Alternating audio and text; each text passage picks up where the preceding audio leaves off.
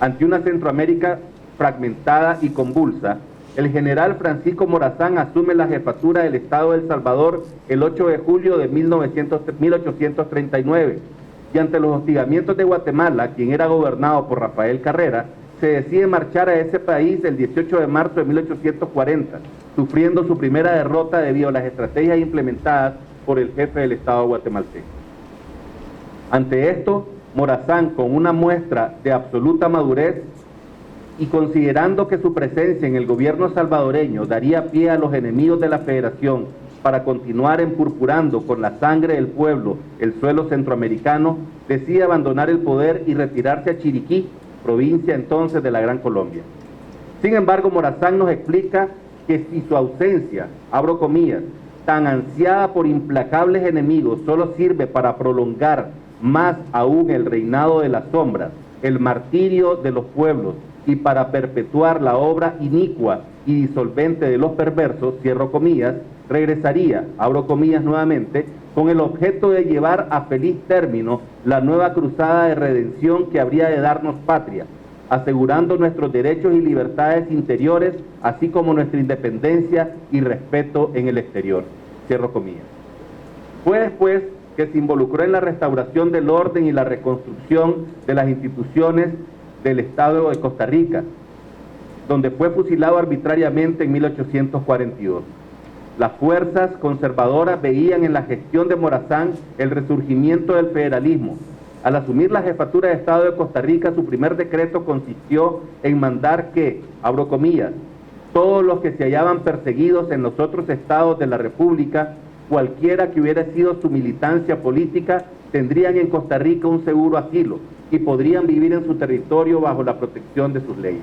Cierro comillas. El magnicidio de Morazán no pudo concretarse sin el injerencismo extranjero.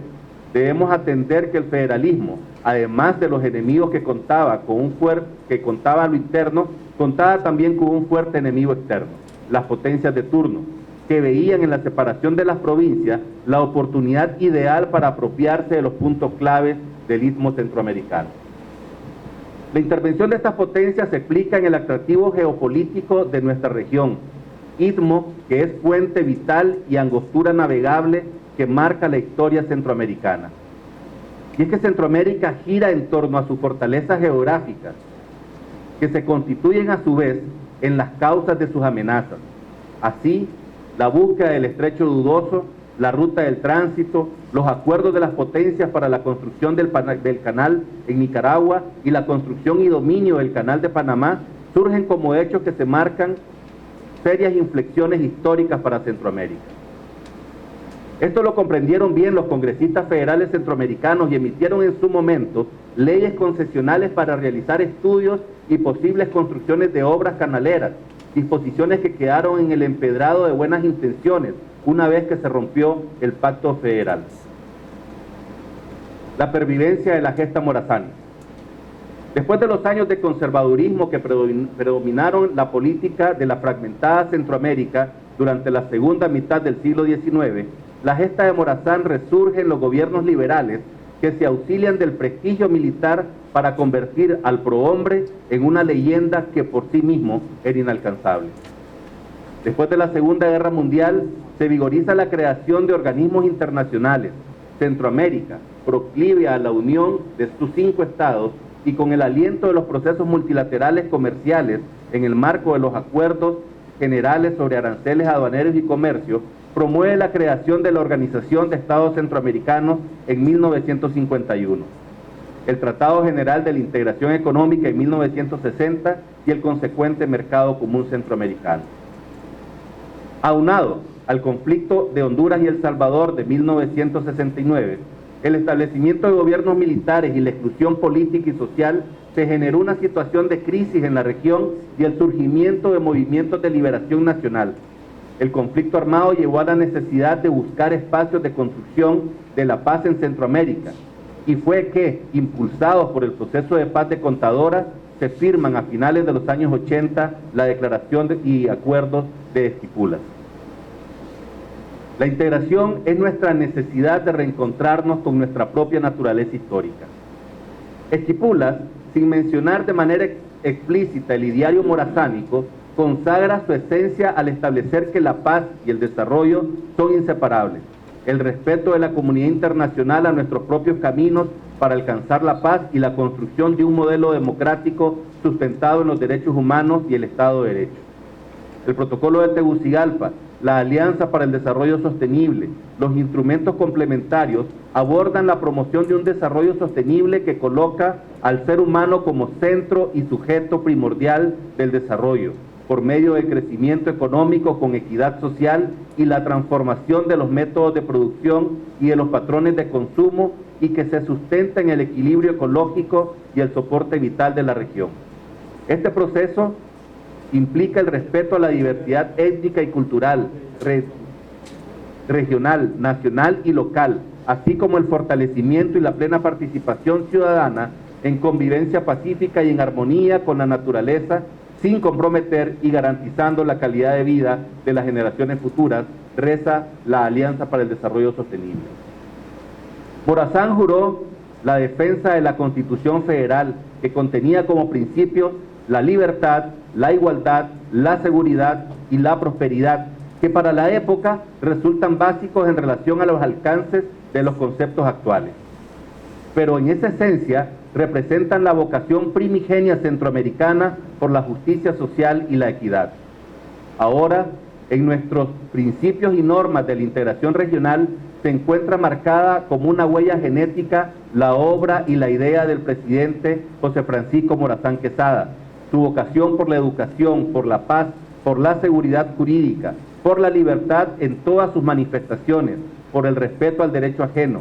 Está presente en cada obra, en cada acción de la integración regional. Cuando reivindicamos los derechos de la mujer a una vida plena y libre de violencia a través de la política regional de igualdad y equidad de género, cuando procuramos la educación universal y con calidad para nuestra juventud, cuando acordamos e implementamos la política regional de salud de manera conjunta entre los países miembros del sistema, cuando juntamos fuerzas y nuestros esfuerzos para combatir el crimen organizado en el ámbito regional, cuando construimos iniciativas que garanticen la electricidad para todos, cuando promovemos la participación de la juventud en la construcción de la integración, cuando se promueve la creación de redes de organizaciones sociales como la de afrodescendientes y de mujeres.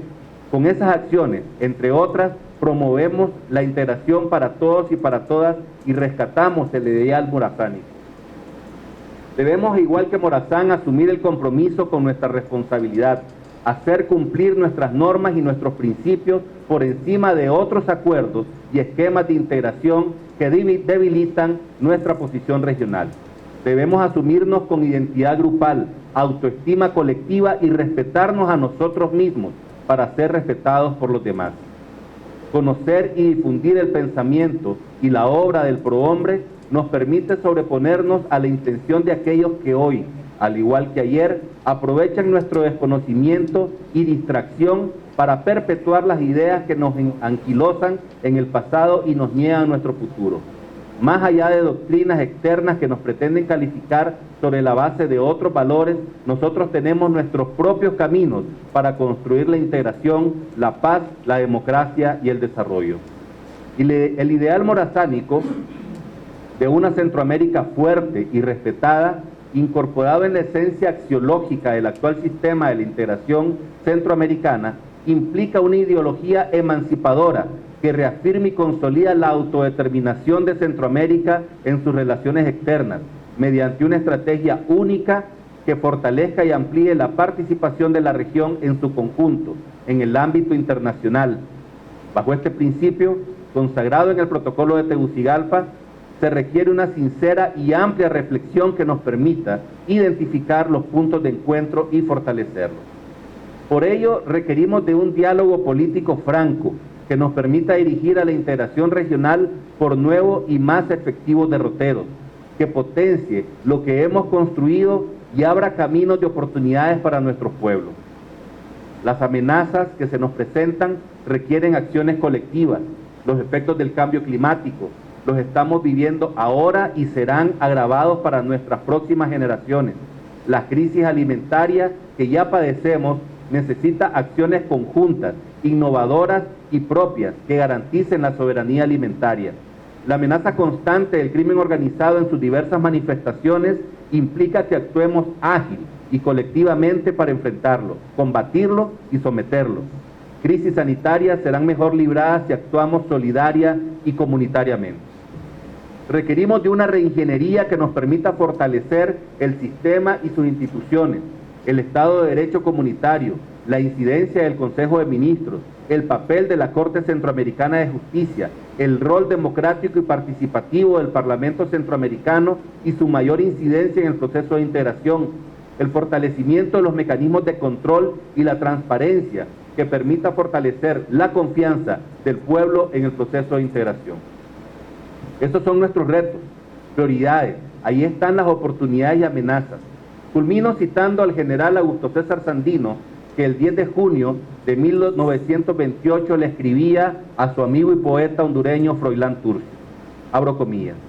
Yo le suplico a usted y a todos los hombres y mujeres de entendimiento y claro patriotismo de América Central que traten de evitar por todos los medios posibles el acaloramiento de ánimos y la ruptura de nosotros mismos. Ustedes están en la obligación de hacer comprender al pueblo de América Latina que entre nosotros no debe existir fronteras y que todos estamos en el deber preciso de preocuparnos por la suerte de cada uno de los pueblos de la América indohispana. Muchas gracias.